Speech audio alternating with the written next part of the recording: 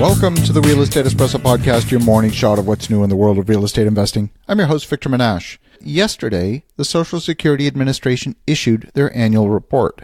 This story was relegated to a back page of the paper. Somehow, the one and only story that's going to affect every person in the country was less important. This 270-page report lists a number of issues. When Social Security was brought into being by Congress in August of 1935, the time there were 13 people in the workforce for every one person who would ultimately collect on Social Security benefits. Life expectancy in the U.S. was 60 years of age, and today, average life expectancy is 78 years of age. Over the next decade, the number of workers to beneficiaries is expected to decline from 2.8 today to 2.3. We will have fewer people contributing and more people collecting, a lot more than ever before. Together, Social Security and Medicare account for 45% of U.S. federal government spending. Last year, 63 million people received Social Security benefits. 47 million of them are retired workers or dependents of retired workers. 6 million were survivors of deceased workers, and 10 million disabled workers and dependents of disabled workers. Total cost of the program in 2018 was exactly $1 trillion. Total income was $1.003 trillion, which consisted of $920 billion in non-interest income, meaning it came directly out of taxes, and $83 billion in interest earnings. Asset reserves are held in U.S. Treasuries, just about $3 trillion. In 2019, the Social Security system is expected to generate a slight profit. That is to say, the combination of payroll taxes combined with the interest earned will slightly exceed the money spent. But next year, by 2020, the system will be operating at a loss, and that's expected to continue for every year thereafter.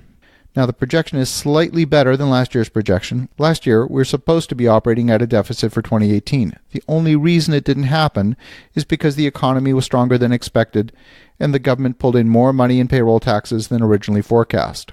We've known for some time that Social Security is running out of money. It's simple demographics.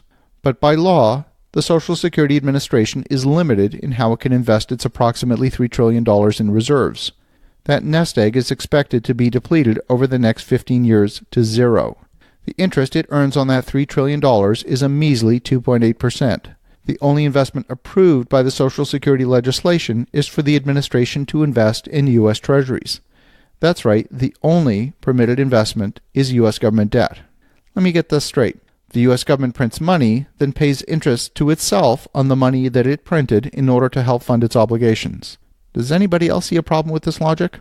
Now, as investors, I expect that virtually everyone listening to this podcast knows how to consistently earn more than 2.8% on their money. The private sector knows how to do this with a high degree of confidence. So let's look at the options available to the government. I really don't envy those in government. They don't have a lot of great choices, regardless of who's in power. Number one, they can increase taxes. Number two, they could lie about inflation by underreporting the real rate of inflation and thereby reducing the actual cost of living adjustments. That means that as time goes on, the revenue collected would increase with the real rate of inflation, and the payouts, which are indexed to the reported rate of inflation, which is less, thereby reducing the benefits without changing any of the existing rules. Or they could do the politically unpopular thing and explicitly reduce benefits. They could do this by raising the age of eligibility. That's been done in many countries in Europe, or by reducing the actual amount paid out. And finally, they could change how they invest the remaining $3 trillion and hope for a higher rate of return on their money. That's about it. There really are not that many choices left. To illustrate the magnitude of the projected deficit, in order to remain solvent over the next 75 years, number one, revenue would have to increase by amount equivalent to an immediate and permanent payroll tax increase of 2.7 percentage points to 15.1%. That is to say 15.1% of salaries paid out would have to be collected in Social Security taxes.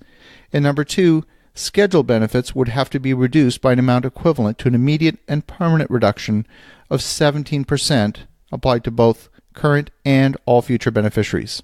Now, politicians are still 15 years away from the system being completely 100% bankrupt.